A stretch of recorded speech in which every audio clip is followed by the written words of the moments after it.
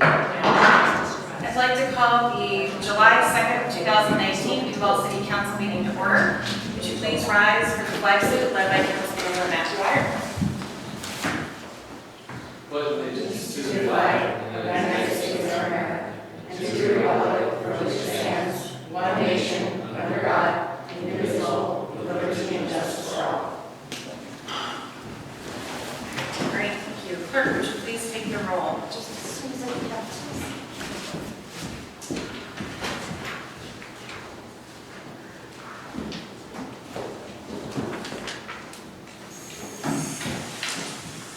Councilmember Brisbane here. Councilmember Iyer.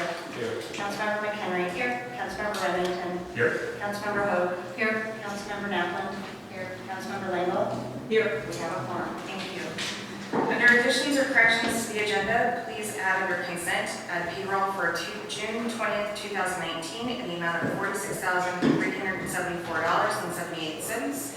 Payroll from May 3rd, 2019 in the amount of $282,452.71. And claims in the amount of $117,643.08. Are there any other additions or corrections to this evening's agenda? Yes. I'd like to move Agenda Bill AB 1943 to the regular agenda, please. Okay. I'd like to have the Transportation District language moved from the consent agenda, please. Okay. So we will add that under unfinished business and move those to 1 and 2.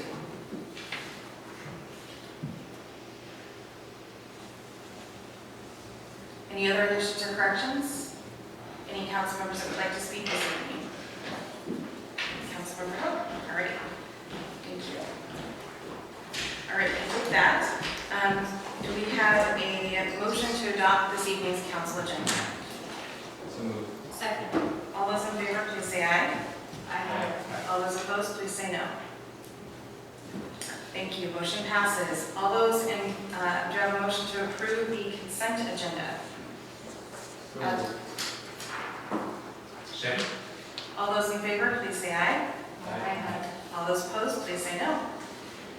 Motion passes. Do we have any comments from the audience this evening? And if so, if you could please approach the podium and provide your name and address, and you'll have 3 minutes. Good evening, council members. My name is Josh Knoll. I'm an attorney down at Magnus & Knoll right on Main Street. I'm actually here today on behalf of the Chamber of Commerce.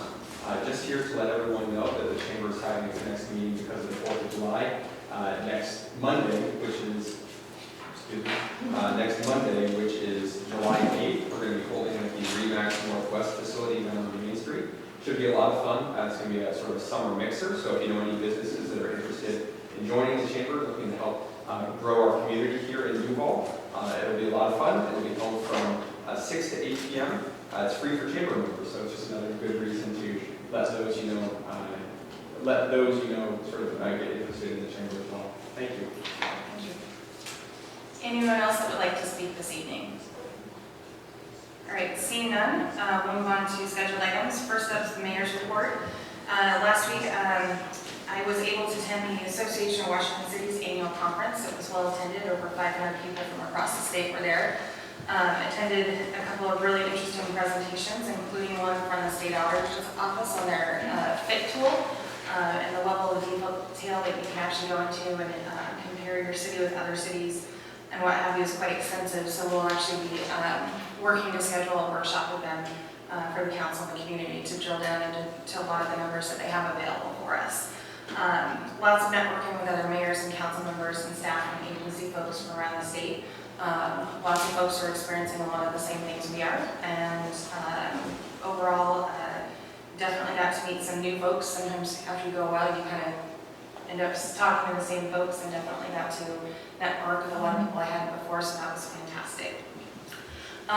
With that, I also have a statement to read this evening. As folks know, we issued a Pride Proclamation for June and raised a Pride flag on City Hall. And as the council was emailed and staff was notified on Friday evening, the Pride flag had been taken from City Hall. So with that, I'd like to read my statement into the record.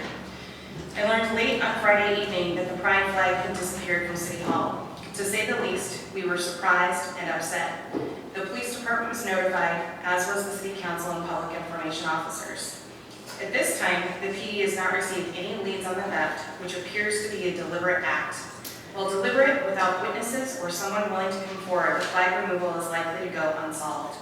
Whether an act of bigotry against the LGBTQ community or an ill-advised, uninformed prank, the theft of the flag is unacceptable.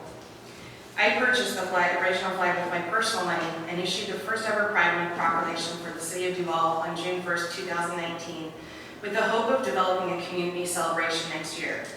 The day after the flag arrived, I came into my office to see the flag missing, because our public works crew had already taken it, gotten the wrinkles out, and hung the flag at City Hall. The community support for the proclamation and flag has been heartwarming, and it is incredibly unfortunate that just 2 days before the end of Pride Month, someone took the flag.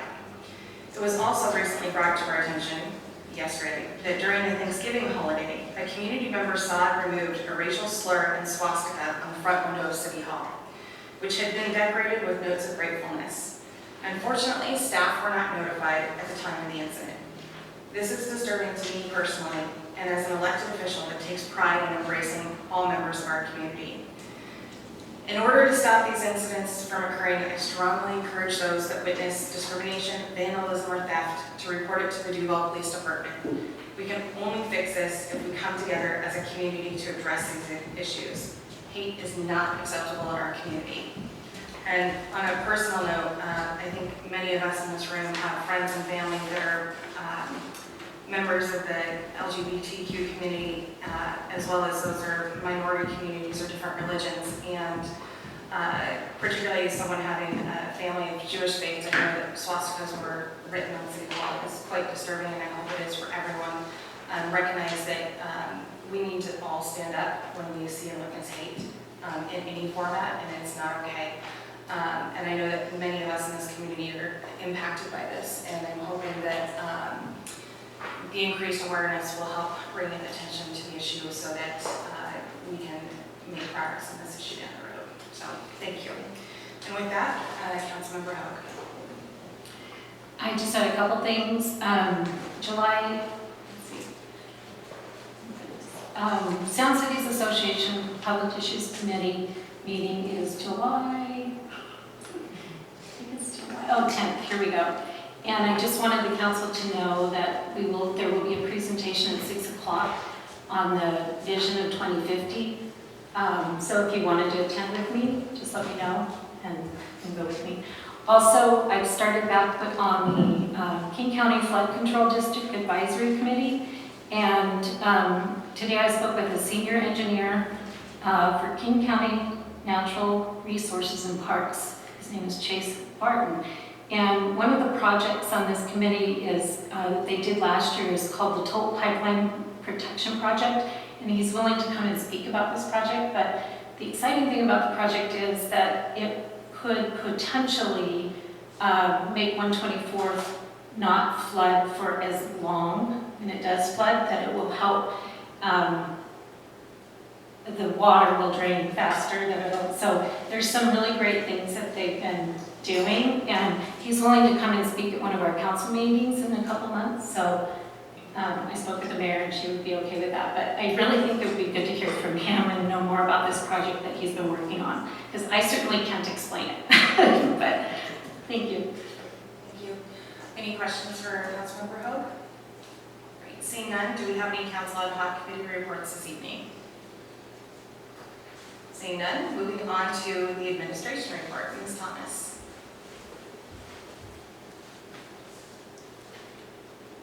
Good evening, Mayor and Council, members of our community. It's been a little while since we've done an admin report, so we have a little bit of catch up. So I will try to be as brief as possible because we do have a shorter meeting. And if there's additional questions, I think what I can do is I can come back to the next meeting, or feel free to call or email as well.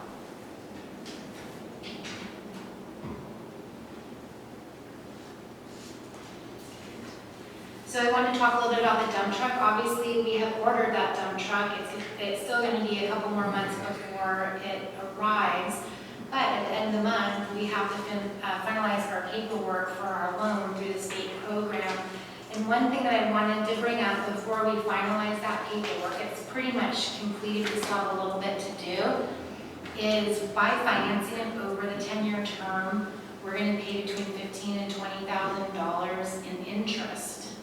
And so one thing that we wanted to bring up is if council would like us to go look and see if we have additional resources within our 501, we can do that over the next week and bring back what the numbers look like. Because if you can save $20,000 over 10 years or even 15, it buys you half at least of another replacement vehicle. We do have about $103,000 in our reserve in that account, and we have an internal restricted reserve of about $200.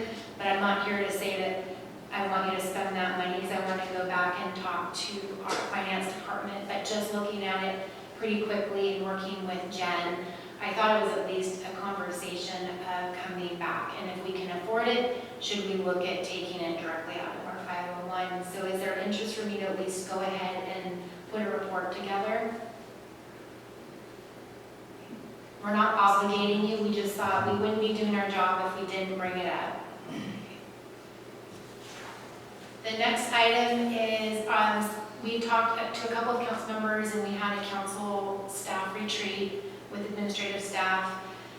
We're going to be coming back at the 7/16 meeting and talking about administration options and giving you some options and looking for feedback and providing you additional information based on our report. We've Carrie and I have drafted a preliminary report, and it's gone to the mayor for review and comment, and that's gone back to Carrie, so when he gets back, he and I will complete that. So that's going to be a fun discussion.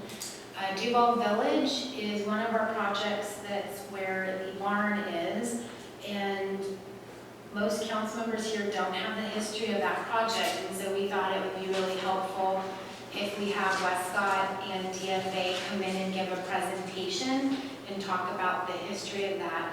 As part of the packet, I will put in all the agreements that go along with that. So there's a pre-annexation agreement, a settlement agreement, memorandum of understanding, development agreement, and a plat. So it is very complex. And the reason why I bring this up is because they're under construction. They'll start their final plat process in a few months, and we have a joint parking agreement with DFA that's talked about and memorialized in our agreements, and we need to bring that document forward. But I figured we should probably talk about the history first, because I'm sure there'll be lots of questions. So what I'm going to do is work with Diana, and I think what we'll do is we'll put them on one of our shared drives and go ahead and get those out to you so you can start going through them, because it's a lot of information. We had a great interview process for our public works positions that are open, conditional offers today, and accepted for the 2 positions. So congratulations really to the public works department. They ran through our new human resources and hiring process. And so we're getting close to finalizing that. A little bit of bad news, the Rose Room flooring is now a trip hazard, and it was brought to our attention. And so Steve deployed his crew, and they concurred, yes, it's a trip hazard. We do not have money to replace the flooring within the budget. So one of the thoughts we had was, can we remove that carpet and just be on concrete? So Public Works is going to investigate that. Otherwise, we'll consider closing the Rose Room. We're going to put some duct tape down temporarily to put the carpet. But I just want to let you know this is something that happened over the last week. Steve? We will put some duct tape down prior to any more meetings. We'll do that in the morning. There's a big seam that is running the entire length of the room. And I did look at it. We can pull it out. It will be a raw style concrete, which will be fine. So we're going to remove the carpet and we can get it scheduled within the next week or 2. But there is not replacement funding for that. And we're in the middle of assessing everything anyway. I'm not sure our strategy would be to put money into something before we pop. So. It was more of an FYI. It's happening, the buildings are aging. Holiday hours, so tomorrow we will close 1 hour earlier in all of our city facilities. So City Hall will close at 3:30 instead of 4:30. and will be open up on Friday at 9:30, and we push that out through our social media and have it on our buildings as well. We're also looking at all city facilities and adjusting our hours of operation. We're offering it to all of our public buildings, which would be buildings/public works and city hall. What spurred this is because we're down in FTEs at City Hall. We had an issue where we had to close the facility because we didn't have enough staff to support it. And so we're looking at going to a schedule where we would close and do 9s and then go home at noon on Fridays. And so that would be a big adjustment. We have to obviously talk to our community. When we did some of the research, the city of North Bend has been doing that for a while. It's not exactly what we want to do, but we're just really short-staffed right now. And so we thought that would provide us a better chance of being able to keep that building open consistently. I did have a couple of council members, because they came to a meeting and saw that the facility was closed, that said that they would offer to come in and help man, which we really appreciate, and you're on speed dial. Are there any questions? That's a pretty big change, not to be open, Monday through Friday, kind of that 8:30 to 4:30. Okay. Farmers Market, they're looking for a new home, next year. It's been in the same location, and it's been challenging for the adjacent businesses. So if you have any thoughts or ideas, let the mayor and I know, and we'll start to kind of vet through the process. We can look at several different locations. It's just kind of logistics and, can we really do it? So we could look at the park and ride. I don't think we will do it at Georgia Farmstead, but we can still look and see if we can do it there. Can we partner, with Holy Innocents Church? We're going to have to be creative and think about those options, because farmers market is economic development for our community. It brings in people, and so we don't want to lose that.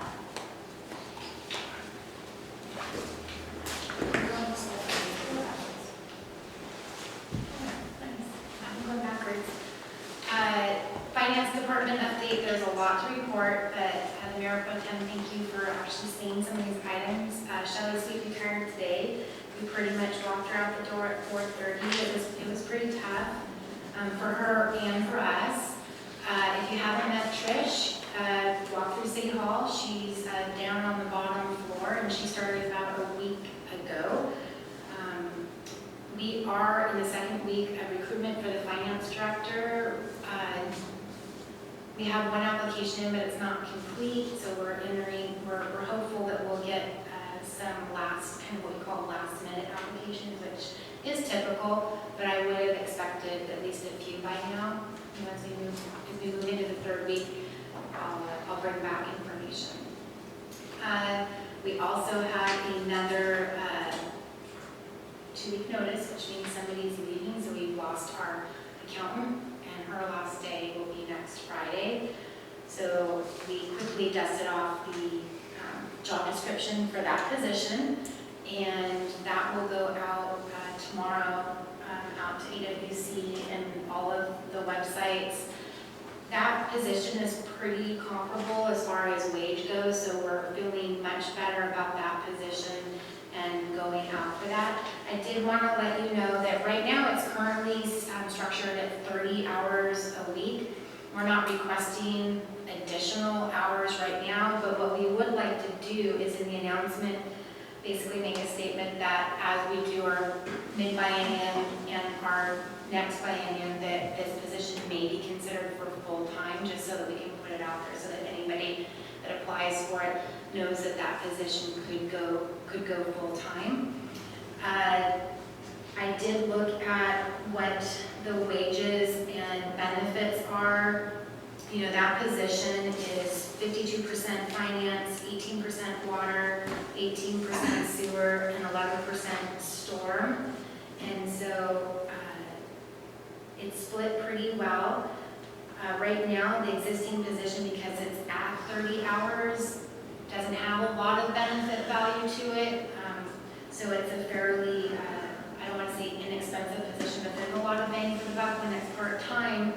And there, if we went from part-time to full-time, there's about a $20,000 difference when you get up into the higher wage bands. I just wanted to let you know that, but we're not proposing that. I'm just trying to give some information as we move forward. We're working on the 2018 final budget discussion. Technically, there was a report drafted, but I don't know where it really went with council, so we're going to dust that off and relook at that. We have our 2019 Q1 report scheduled for City Council at the next council meeting. We're also looking at our hourly billing rate. There is definitely something wrong, I'm just saying this, with our billing rate. And so we've noticed that over the last couple of weeks. When we had a full-time city administrator, there was a $20 oversight essentially charged to it, and when that was removed, it lowered our hourly billing rate to lower than it had been in previous years, so that caused for concern. So we asked for a look at that within the finance department, and we don't really have staff right now to look at it, so we're hopeful that we can do that over the next couple months. We'll hold off on billing for 30 days, but after that, we're not going to be able to hold off on it. We'll have to utilize the hourly rate that we have, but we do think that we can get closer. We're basically going to rip off the Band-Aid of that spreadsheet and start over and have discussions with all departments and determine what should be embedded in that hourly billing rate. As you know, we've been talking about our hybrid system of accrual cash in Springbrook. We're converting over, so we look more cash-based because that's what we are. And so Steve and I will be meeting with Amy De Los Santos next week to go over what that looks like. And I wanted to give you kind of an example of what it looks like today. And I walked through this with the mayor. So for example, when we get sponsorships for our summer stage, if we get, say, $10,000 in sponsorships, we invoice out right now all 10, but we may actually only have $2,000 paid for. And so what happens is our existing system showed it as $10,000 of revenue instead of $2,000 of revenue, because we were using this hybrid accrual cash system, and it's confusing, and it's confusing, I think, to staff, and it would be to council as well. So we're in the process of fixing that.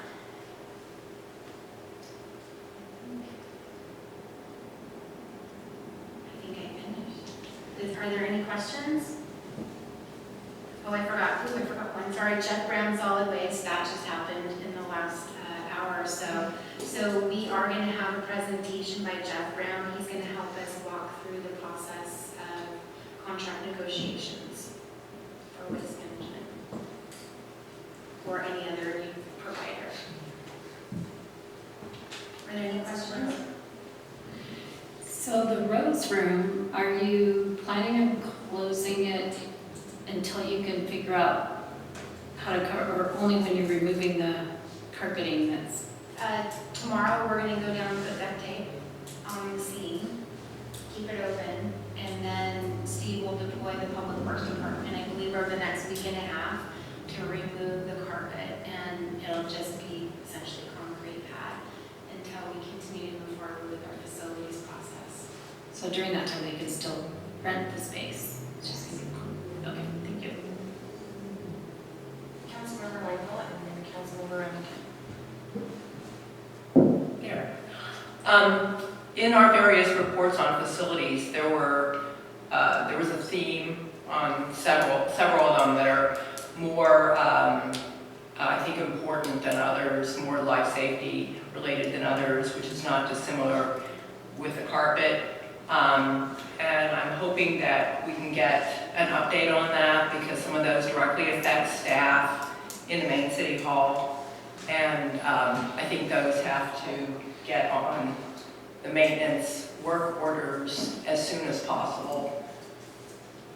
So thank you for bringing that up. We've, as part of this process, Carrie Hurd has been going through and consolidating all of the reports, and he wrote a staff memo to the mayor with recommendations.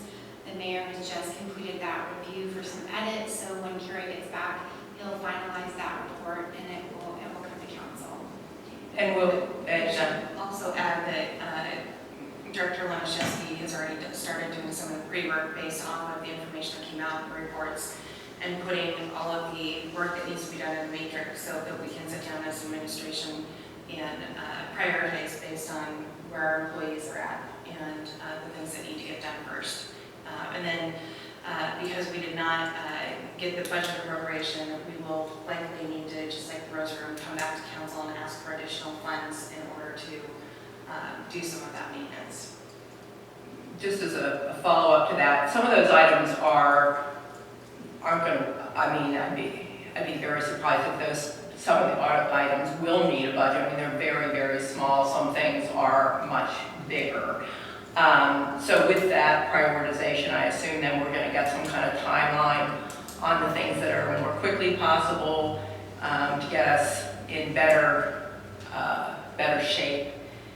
The items that don't really require, it might just require a maintenance person to It's go a out. two-phase report. The first report is, here's all the documents, here's what our recommendations are going forward. We won't be prioritizing everything before the general report comes to council. We'll be working on that, but we want to make sure that we're continuing to move forward with the report, the information, and what the mayor's recommendation is to council moving forward. And so you're like in step 2, we're finishing step 1 right now.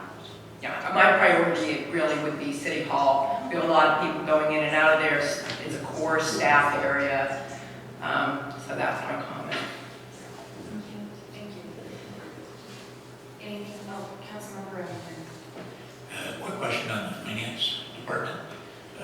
Been a lot of moving pieces with folks that have left and trying to fill those. Could you go over the current vacancies and what we're doing to fill those either full-time or temporarily? So our finance director, we've been utilizing Prothman, a contract with them, and that's Amy De Los Santos, and she is doing finance director level work. And then Shelley's replacement is in-house now, but with less than 2 weeks of experience. So that puts us, in a weak position really, so we'll have to really watch that.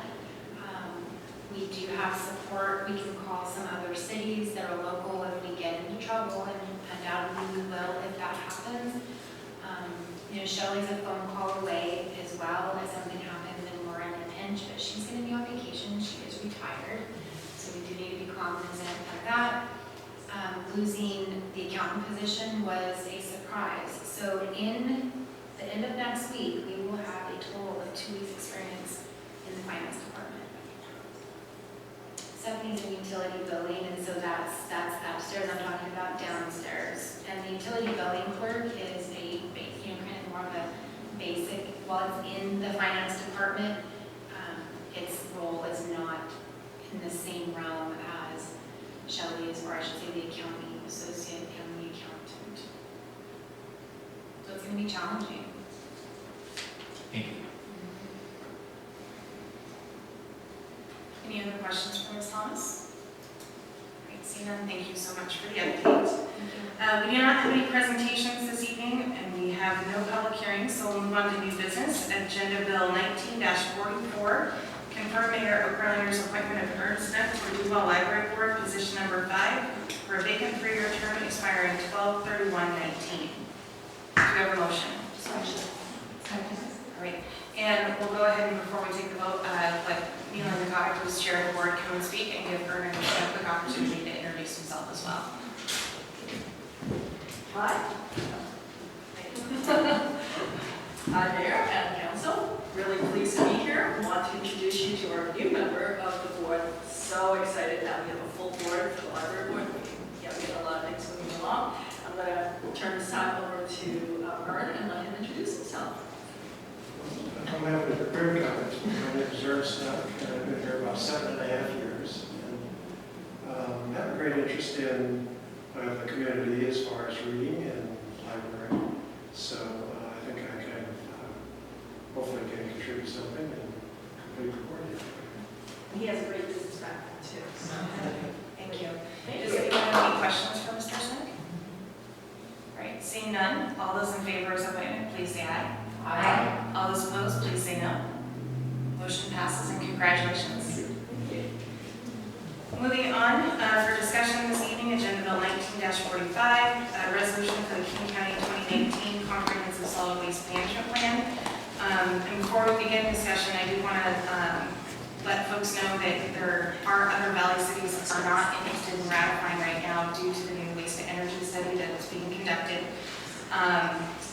We'll need to review and make recommendations by the September deadline, and council is not obligated to ratify, and the plan cannot be changed because the King County Council has already approved the document. So this is the standard process. They approve the plan, and it goes out for ratifications. So it is essentially asking for their understanding. My understanding at this point is they likely already have enough cities to make the plan go into effect. So if the council does not want to spend time on it, we don't necessarily need to, but if you'd like to, we can. So Jody, with that. You pretty much just said everything I was going to say. That we were sent the document on May 21st with which started our 120-day clock to approve it, which sets us up for a September 18th deadline. And this is, I have to be honest, I have not read the 400-page document myself. But this is, like the mayor said, essentially a ratification of something that has already been passed, and King County has indicated that it would not be changed, even with recommendations from the cities, it sounds like.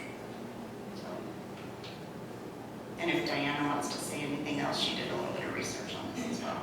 Councilmember Nathan.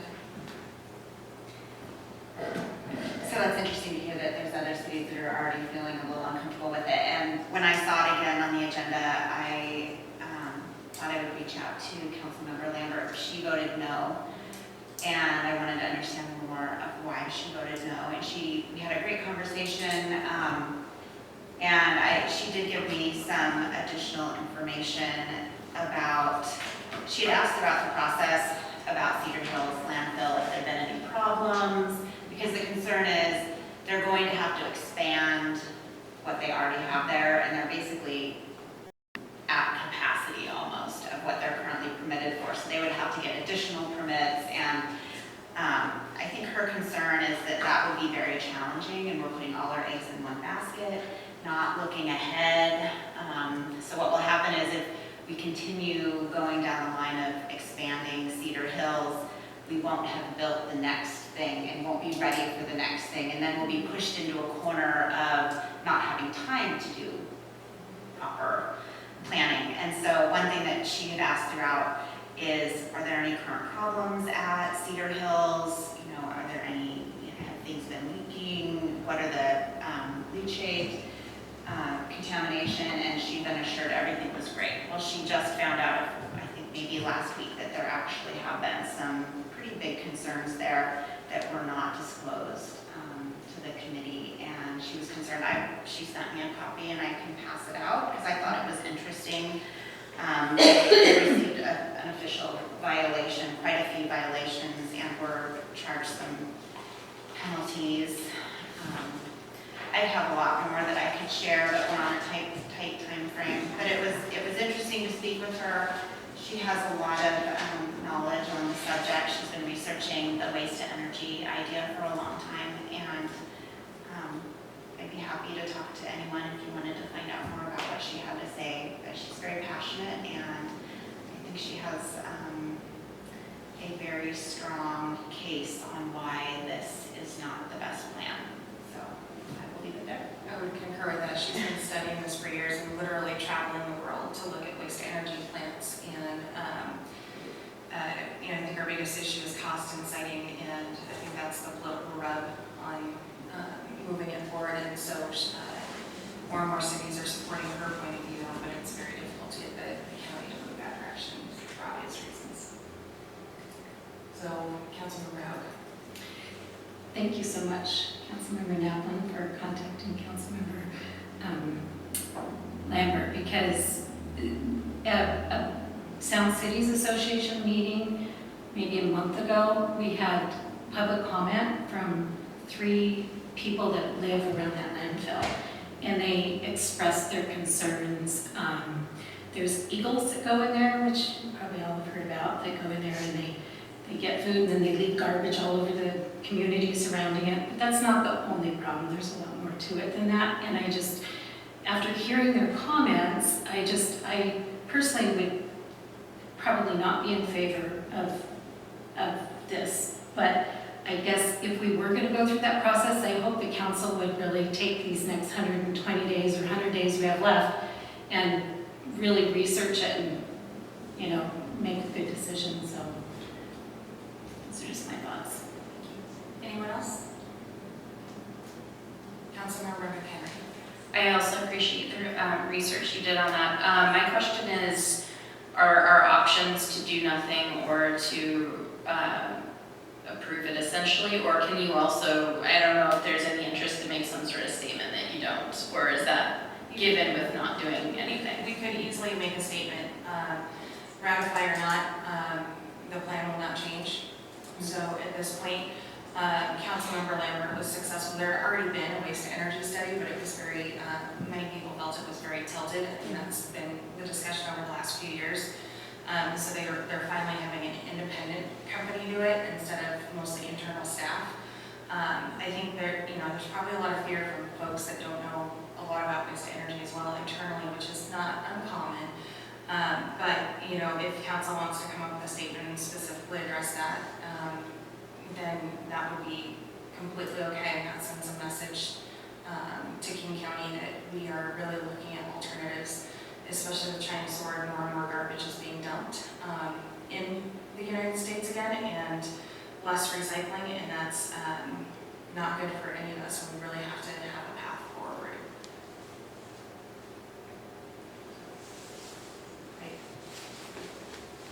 So does council want to bring this back and propose some amendments, or are We we? can't propose amendments. No, not to the plan, but to the resolution approving it. You could potentially put in a whereas or a section in your resolution that says. I think that you could pass a resolution that says we're not engaging in the ratification of this document, but here's our concerns and we want to bring them forward.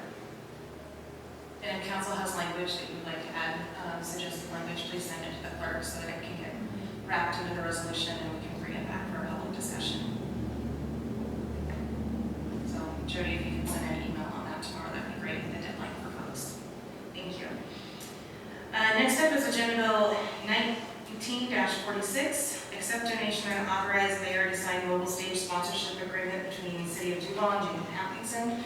And for the record, I will go ahead and read kind of some key facts and information summary and a few other points as well to give council a better viewpoint. I understand that folks have called staff, so I think there's been some conversation about this already.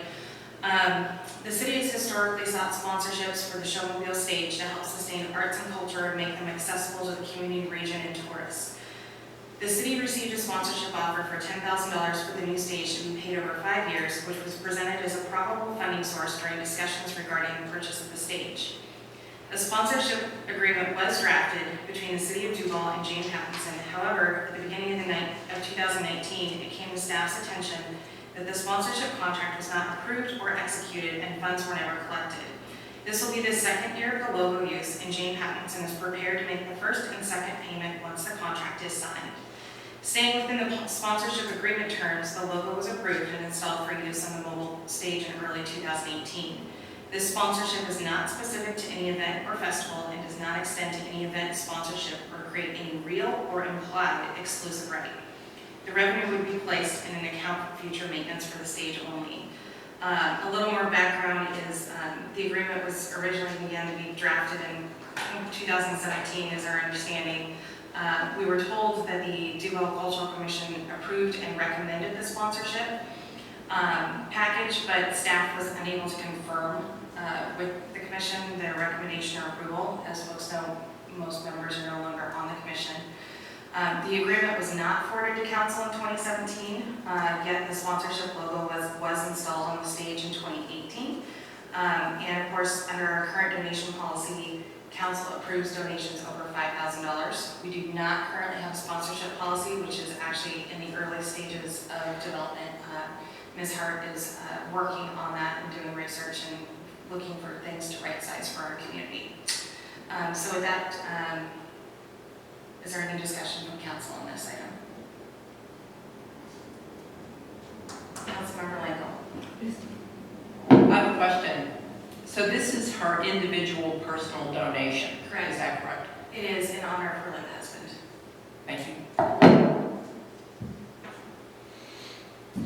Councilmember Reiner. I think it's a really amazing gesture and appreciate it. Councilmember Naplet. I just want to say I'm in favor of it, and I don't know if everyone else is ready to vote tonight, or if they're expecting a vote, but I'm in favor of it. I think in the future it'd be great if we had sponsorship opportunities advertising. Absolutely, that's part of the whole having a sponsorship policy. We have a sponsorship policy for Summer Stage, our sponsorship package, but we don't have never had anything in the city to define how we accept those sponsorships and how they're procured and what types of businesses and organizations are acceptable or not. And that's really important if we want to raise sponsorship. The city of Redmond actually lists all of their events in one sponsorship package. And so it's literally kind of like a menu, an a la carte menu that individuals or businesses can choose from to sponsor, which helps them, I think, simplify their fundraising process. And it's also, a good way to show what's available for the community. So that is the goal. It's not an urgent priority right now because Summer Stage is our main event for this year, but it's the policy we're starting to work on now to hopefully have in place before the beginning of next year. And if council is ready to take a vote, you're welcome to make a motion.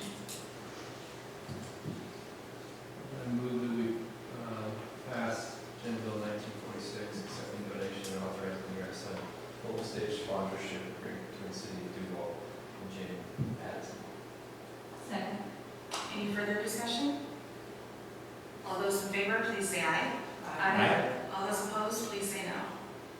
Motion passes, and thank you to Ms. Pattinson for her generous support of our stage. Agenda Bill 19-47, contract for depot deck removal for discussion and or decision. Mr. Bonashevsky, please.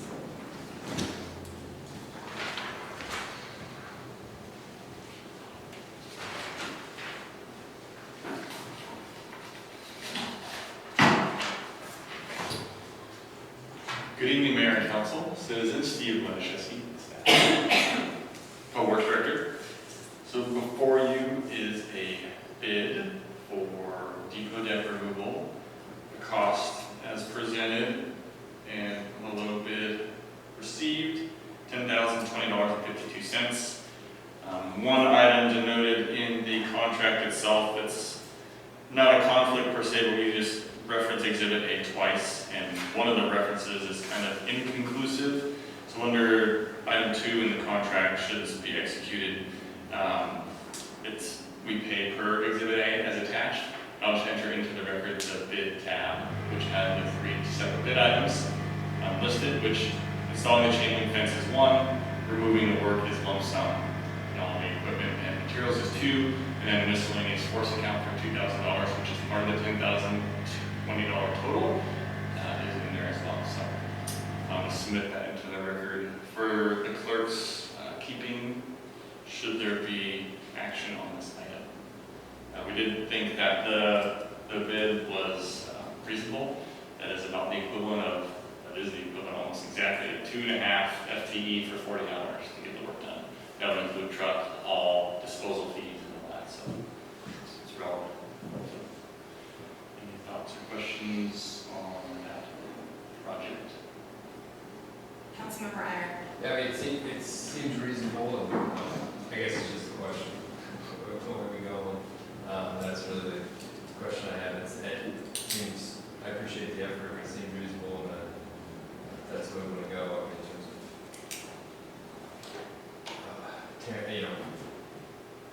replacing it. I'm just not sure where we're going.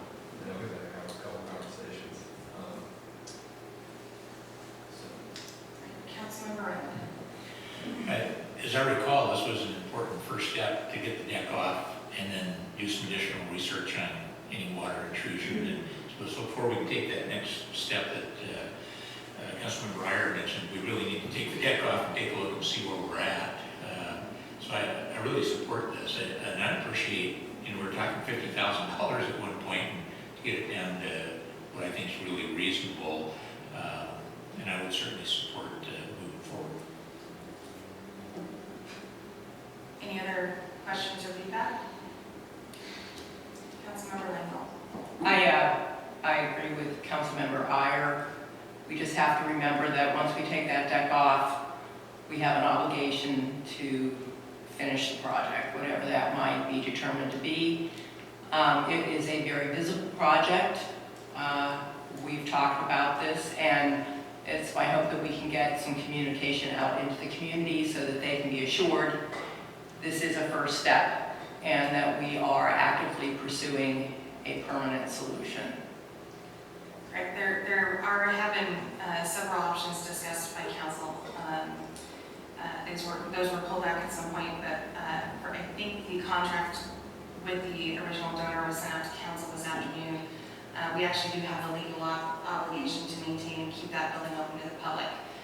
So it has now been closed for a couple of months while its continued research has been ongoing.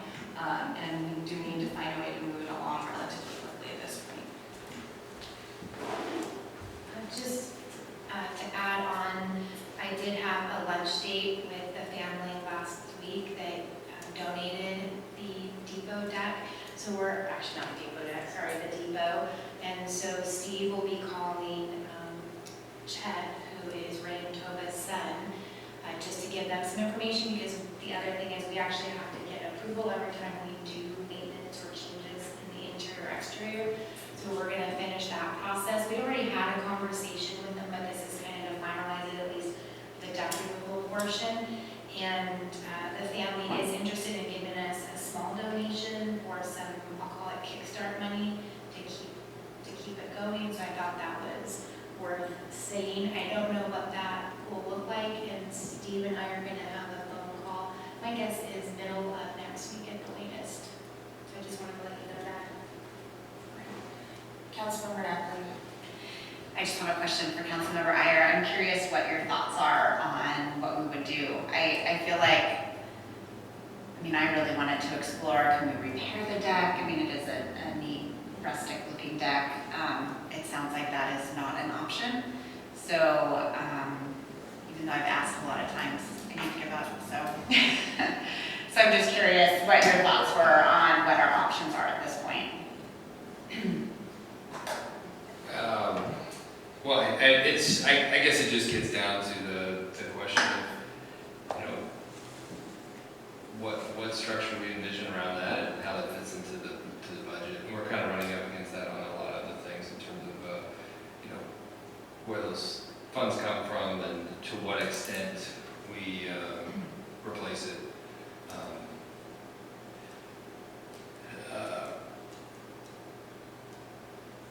I guess, in terms of,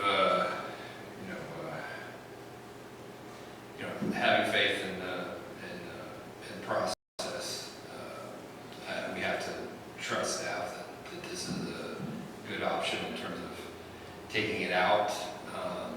We just, might have to accept that there might be some lesser replacement to make it whole. And that might be a reality of the finances, and it might not be the beautiful replacement, 100%, gold standard city of Sammamish or city of Redmond Park. It might be what we can do at that point to make it whole. So with that, I would support it as a hazard, as identified by staff.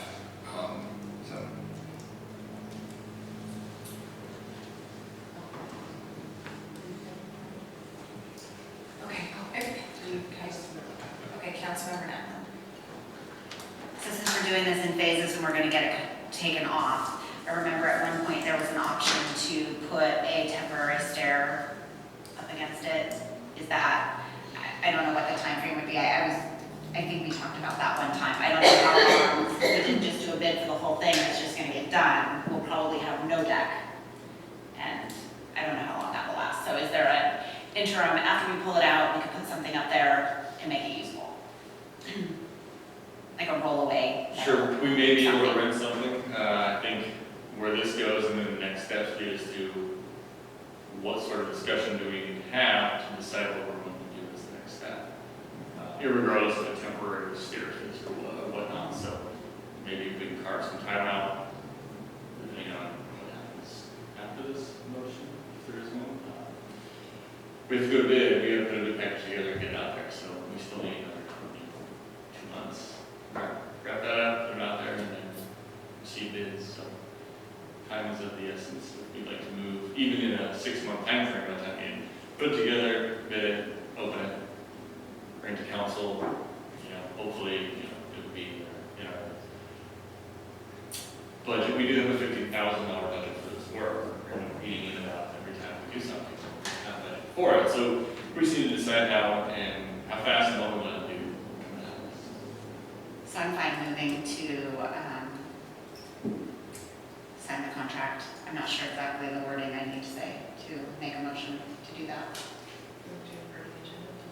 I move to approve Agenda Bill AB 1947 to approve the contract for the depot deck removal. Second. Any further discussion? All those in favor, please say aye. Aye. All those opposed, please say no. Motion passes.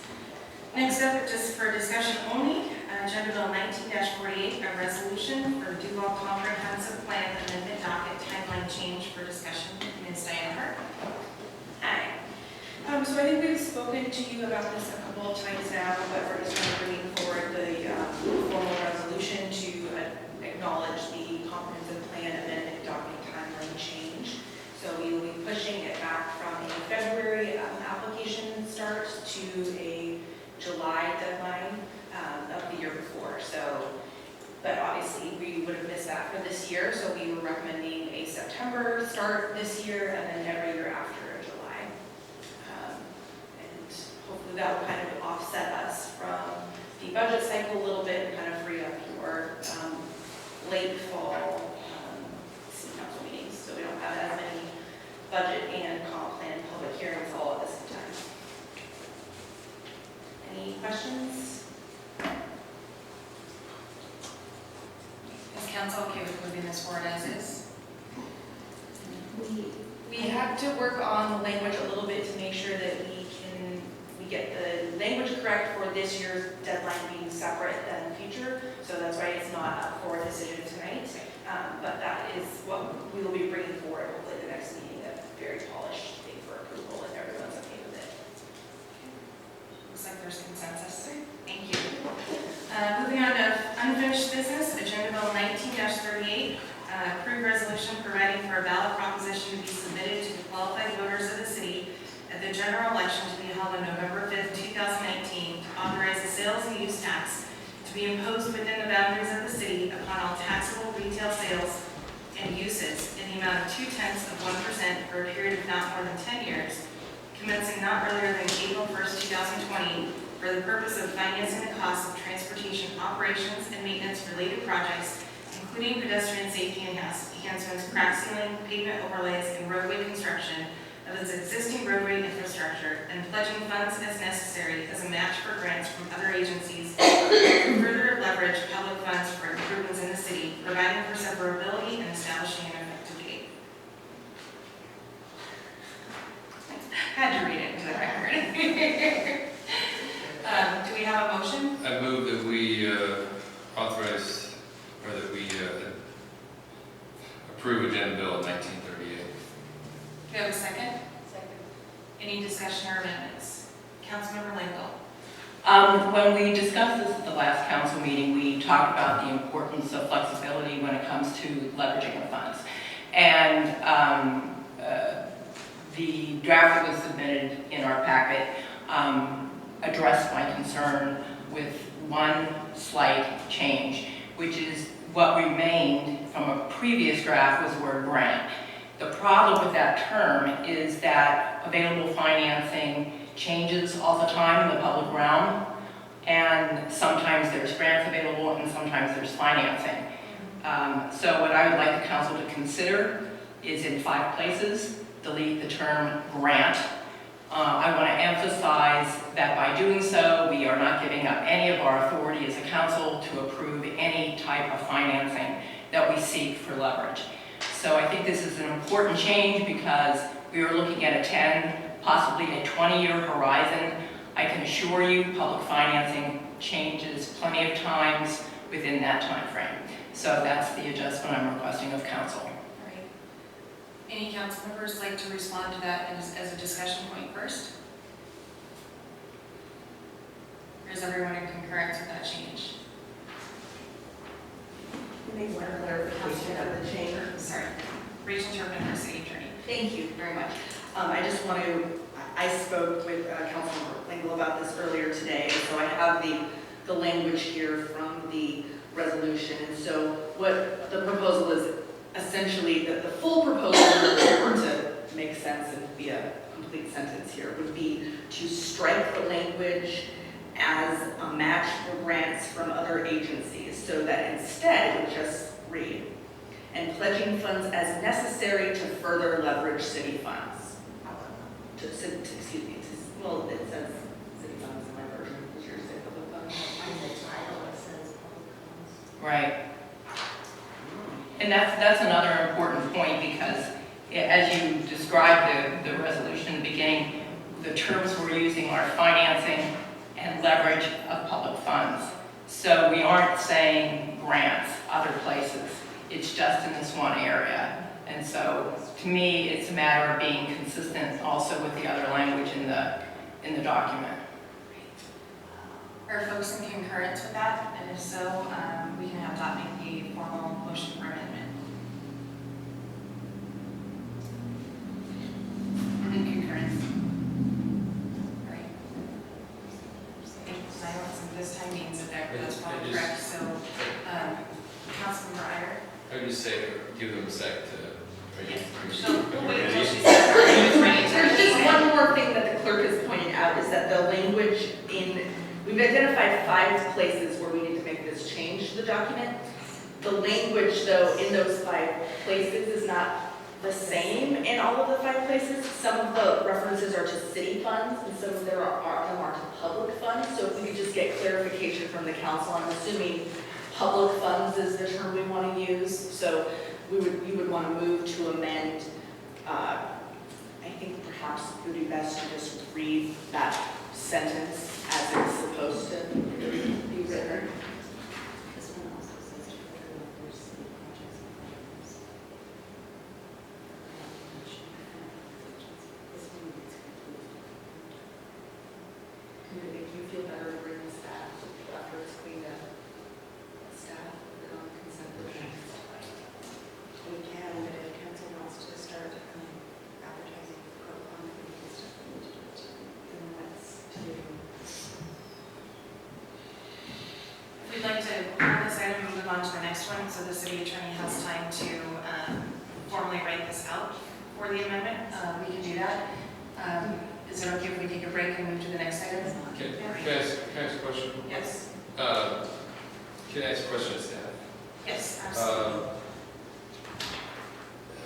I'm not sure how to address it. Mr. Blanchevsky, how do you feel this will affect our funding? Do you think it will substantially affect funding? Just word blank, I don't think it affects much. I'm an engineer, not a wordsmith or an attorney, but I don't think it has any real faults, per se. So go ahead and move on to Agenda Bill 19-43, adopt ordinance granting to MCI Metro Access Transmission Services Corporation, DBA Verizon Access Transmission Services, a non-exclusive franchise to install, construct, maintain, repair, and operate a telecommunications system within the public rights of way, providing for severability and establishing an effective date. This is up for decision. Do we have a motion? Do we have a second? Second. Okay, any discussion? Councilmember Knapp. This was moved off the consent agenda, I think because it needed further discussion, so all we're doing is discussing. Right, that's fine. There is a motion on the floor, but we are now open for debate and discussion, since there's a motion in a second. Okay. So we're gonna make it perfect then. Okay, just want to make sure. So when I looked over this a second time, every time I look at something a second time, I see new things. And one thing I noticed is that what we're authorizing in this franchise agreement are what they describe as facilities, and facilities are not just fiber in the ground or on poles. It's also antennas, equipment cabinets, vaults, generators, transmitters, receivers, a big gigantic list. And so I reached out to Director Lanashevsky, and we kind of discussed it a little bit. And we do have a permitting process. So if they requested to do some of these things, it would go through a permitting process. The concern is they do speak, and this would give them permission to request small cell technology, all kinds of things. It's pretty open-ended, this franchise agreement of letting them into our right-of-way. So the potential of starting to receive requests for permits on things that we really don't have code potentially that addresses these new requests is a concern of mine. And so I just want to make sure, asking Director Thomas, if you got requests today for small cell technology, would you be ready? Because I think we have to process permits based on current code. So we've talked a little bit about 5G. On our work plan this year is to create a small cell policy, so there could be a gap if somebody comes in and we don't have any guidelines for that. We're also, there's standards also, like how quickly we have to permit them, what we can essentially charge for them. So we do need to draft a policy, so there is going to be likely a gap. So my follow-up question would be, because it sounds like the request to do that next step would potentially come through Verizon rather than this MCI, which may be more focused on just getting the fiber in the ground. Is there a way, and or Rachel is in the middle of other things, but would there be a way to limit this franchise agreement more to the fiber network rather than this very broad telecommunications facility, which really is anything they might want to put there that has to do with communications? And I don't think we're set to decide tonight for sure. I mean, it was on the consent agenda, but I don't think we have a hard deadline to decide by tonight. Well, you don't have a hard deadline, but I would just remind you that there are like federal shot clocks in place, which means that we do have to get a decision I think as they actually quickly as have possible. to actually come in They do. They have the right to come in and play with or without a franchise agreement.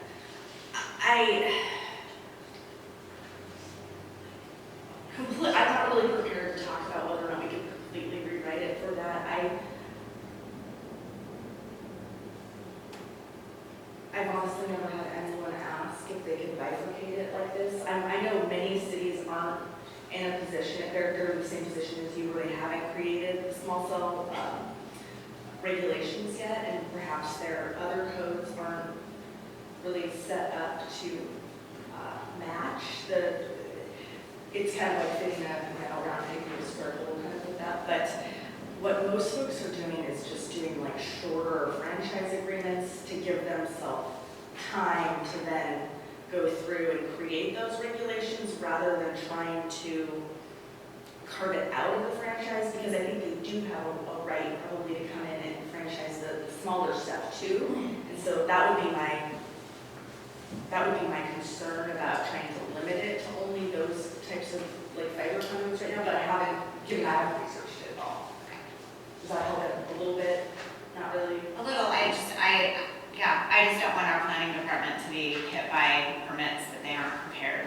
And they won't be prepared to do them. However, under the franchise, it doesn't really give them an opportunity. The franchise doesn't allow them to completely go afoul of our permitting process, so we can still go in and change, our regulations, and they will have to hold the permits, based on the regulations as are been in effect too. So we can, a lot of this we can fix down the road, can be handled by Laura's staff through the permitting. I think that's kind of how folks are doing it now, like they're just, I don't know, have you had any of these come in so far? Were you No, just but sort of- no, not yet, but we're gonna start to see that. So so MRSC, I think this was in council's packet a while back when we started talking about this. So we'll resend it out. It talks about what the features of 5G deployment are and what our obligations are as a community. It's a two-part declaratory ruling. So the key points are presumptively reasonable permit review timelines, referred to as a shot clock, clarifies the use of the term co-location, publishes safe harbor fees for the use of city-owned franchise, establishes guidelines for imposing aesthetic standards that must be reasonable. So this is kind of a big piece for planning. No more burdensome than those applied to other types of infrastructure deployments, and the objective is published in advance. Do you not think that there's even any chance that they'll come out here with small cell within the next 5 years? Yes. It- Yeah, and we have a 60-day review period for the collection, the co-location, a 90-day review period for the construction of new small wireless facilities. And then it talks about like how long the shot clock is for the different types of permits. So the franchise, technically we have 120 days. And then a right-of-way permit for 30 days. This was really driven by federal. So one thing that we can do in planning, it'll be a little challenge, but I think we can do it working through Rachel's office, is we could do a ordinance that puts forward a temporary policy under kind of like a model. So we could do that, and then know that we have to come back, hold a public hearing within X days, and then go through a formal process. But even that process will take us, my guess is 6 to 8 weeks. And I do have a telecom specialist in my office that can work with Laura, and then we can run those things by. I can provide a little light too on the infrastructure. A few years ago in DC, when this was really starting to become a big issue of how 5G was going to come and work. At the time, the units were expected to be up to refrigerator size, which ends up pretty big and gaudy on your infrastructure, which the FCC has kind of preempted us being able to say no. Well, they have preempted us. But when I was at the National League of Cities Policy Conference that was in Seattle in April, we spent a significant amount of time at T-Mobile and actually looking at their cells, and I was talking to one of the main people in deployment, and it's very interesting because they already have a lot of these facilities up and starting to test and work on the technology, and it's shrunken significantly just in the last 2 years as far as size. And his comment was, when I asked him, because one of my big concerns is I don't want a bunch of ugly things on light poles in a downtown that we spent millions of dollars making pretty. And his comment to me is that they have been working on really making things aesthetically pleasing. So he's to the point where he can recognize where they're at because he knows what the technology looks like. His family can't tell when they're driving. So there have been significant gains in the design side of it, but it is one of those challenging things where we have limited choices in how we proceed. So if council wants to, Councilmember Howard. I have one question, and then I have 2 suggested changes I'd like to bring forward. But one of my questions is, there's a $5,000 deposit that I read that they've already given the city. And my question is, they have 30 days to accept this after we've agreed to it. They have 30 days to accept it. If they don't accept it, are they getting that $5,000 back? Because I read that they've already given a deposit. This started, I read that. this, again, your 120 days, I'm not going to say we are or aren't, but this started before I was involved, and I started at the end of June. So I have no idea if there was $5,000 deposit. We changed it to a non-refundable deposit in this language, if you recall. Didn't get changed.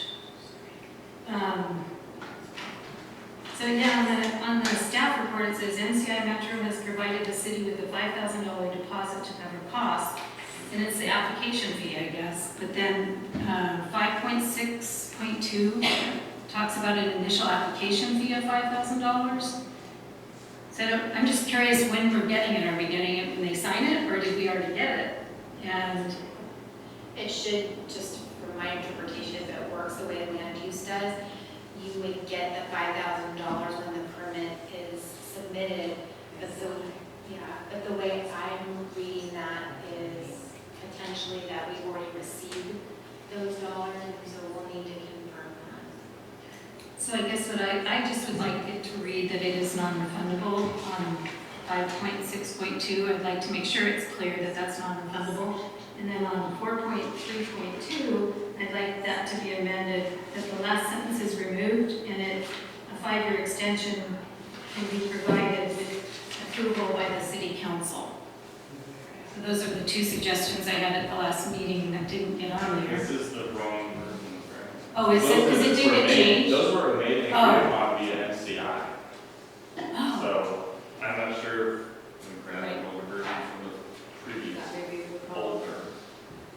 Those two, yeah, because it was non-refundable was added and then agreed, and Okay. as was the change to the council. Put the strike deletion version in there, so my apologies.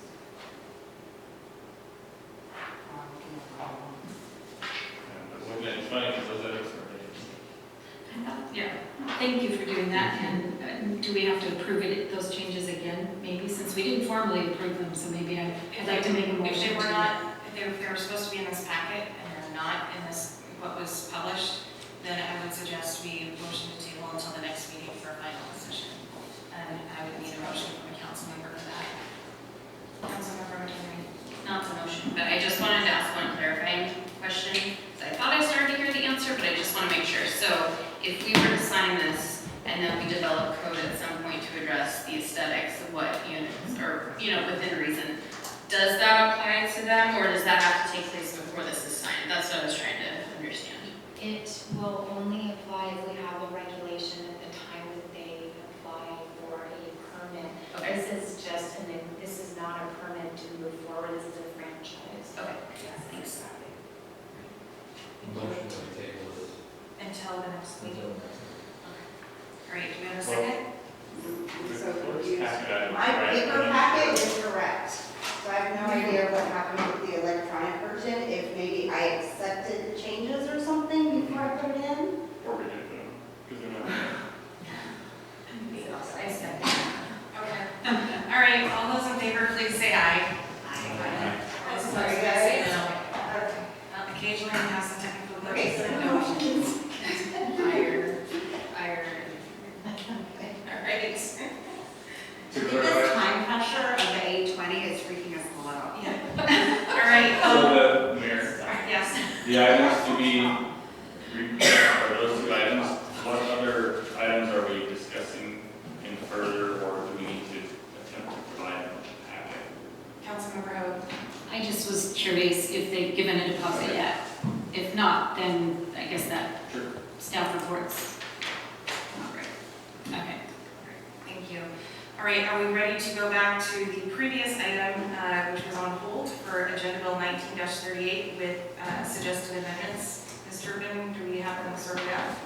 Yes, I believe that the clerk gave a copy to Councilman.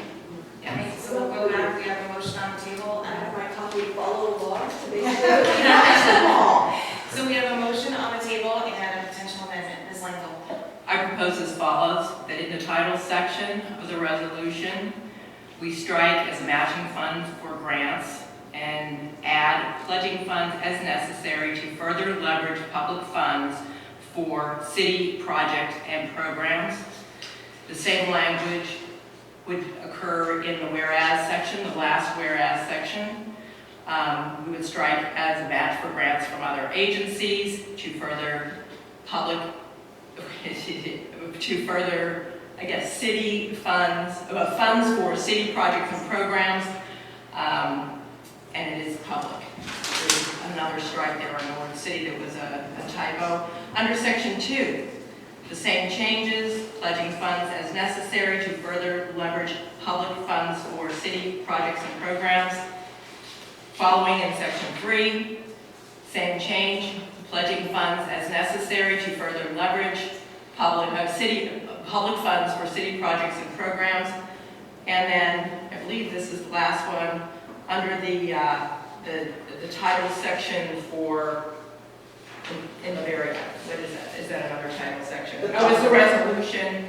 Again, we would be deleting for grants matching from other agencies, and we would be moving to pledging funds as necessary to further leverage public funds for city projects and programs. Excellent. Do we have a second? Second. All right, do we have any further discussion on the amendment? Seeing none, all those in favor of the amendment, please say aye. Aye. All those opposed, please say no. Motion passes. Moving to the amended motion at hand, do we have a motion to approve amended Agenda Bill 19-38? Or, I'm sorry, do we, all those in favor of approving amended Agenda Bill 19-38, please signify by saying aye. Aye. All those opposed, please say no. Motion passes. Hooray, this is years in the making, folks. This is a huge, huge step forward, and thank you to Councilmember Langell for that catch and providing the flexibility in that. It's much appreciated. We have 2 items of unfinished business this evening. Agenda Bill 19-40, approve and authorize the mayor to sign telecommunications facility lease agreement between City of Duval, New Singular Wireless, aka AT&T, for discussion and decision. Mr. Lenishevsky. We were talking about the time constraint, and he was asking, that clock is 5 minutes past. Okay, perfect. Yep, so we've got. Good evening again, everyone. Steve Lenishevsky, Public Works. So, provided in your packet was a summary of the correspondence that occurred per your last direction to go back to AT&T. Previous number, 2,989 and change, and a 2.5 escalator. You had requested I go back with the same rate for the monthly lease, but asked for the annual escalator to be increased 4%.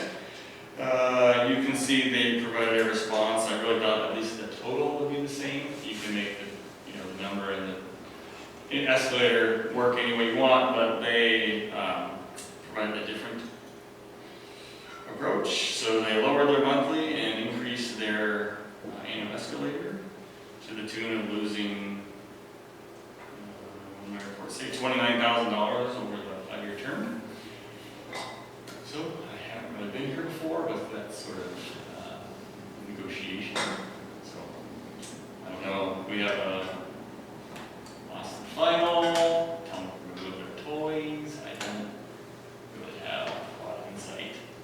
So before we start discussion, I just want to point out that, I think our recommendation is that we go back and counter with the original offer. I think one of the challenges and potential fears if they do decide to take their equipment, that we could end up with a public safety issue without having a level of cell coverage that's necessary in the community, and that could be a real challenge. And I am concerned that if we counter again, that we might lose it altogether. If we counter it at a different rate other than what they originally proposed, which we still need to be guaranteed to receive. Councilmember Iyer. What are we doing next, or I don't know now, right? They're just honoring the last payment that was due, so they're around the $29.89 now a month with no escalator because we're out of contract.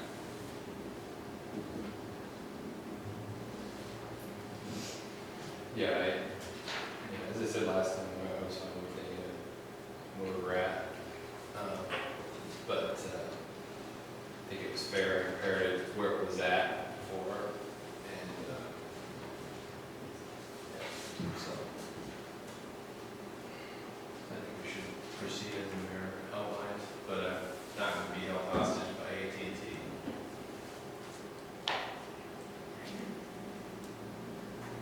Councilmember Hope. I'm in agreement with Councilmember Iyer on that. I believe that they probably came back with a lower price based on the 4 comparables that we have here, and one of them is extremely low. So I feel if we need to do a better market survey of what the rentals are, maybe that's something we need to provide them. I don't know, but I'm okay with going back with the original offer, but I don't know that that $878 lease is, there's got to be a reason that one's so low compared to all the rest, right? So, There's, many reasons I have no control over, right? Market saturation, age of lease, and contract. I mean, those are out of our purview when we ask. yeah. Any other comments or questions? If anybody hasn't spoken, we're starting to run out of time. I apologize. Anyone else want to speak to it?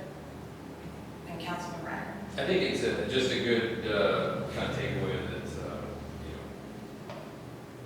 I know that we've had some instances where we, need to interject and put our 2 cents in, but I think it's also, sometimes with, especially something like negotiations, it's important that we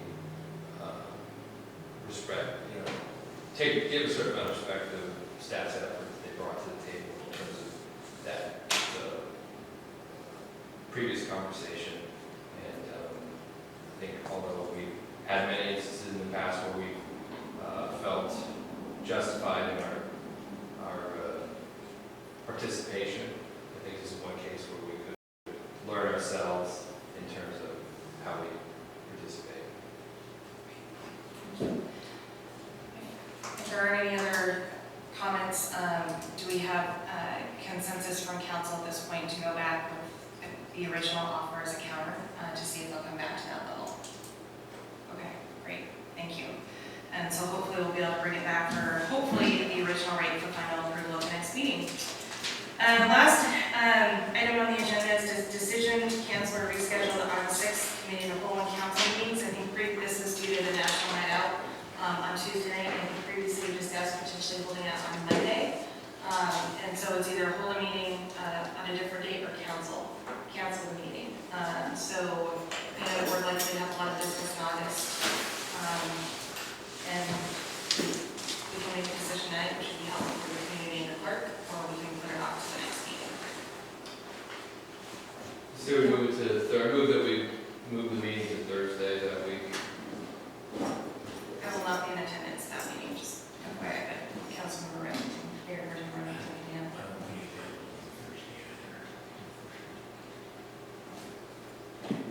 I won't be available either. Okay, so we will, are not likely to have a quorum. I will not be available any other week that week. Would we have a quorum if we held the meeting on the Monday before? I'm here on Monday. Everybody else is here? Exactly. Alright. And it's okay to miss a meeting once in a while.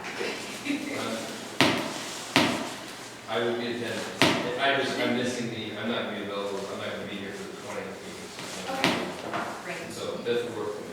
Okay, so we have a motion to move the August 6th, 2019 Committee of the Whole and Council meeting to Monday, August 5th. So moved, go for seconds. All right, any further discussion? All those in favor, please say aye. Oh, wait, Councilmember Rowe. Go ahead, you can vote on that. Okay, Councilmember, all those in favor, please say aye. Aye. All those opposed, please say no. Motion passes. I have a quick comment. I'm not going to be in town on August 20th either. Okay. So just so you know, there's definitely 2 council members missing on that day. So for anybody that's planning to be out, especially in the month of August, please let the clerk know so that if we don't have a quorum, we can plan ahead for those meetings. All right, with that, we don't have any further business on the agenda, so if there are no objections, we will adjourn.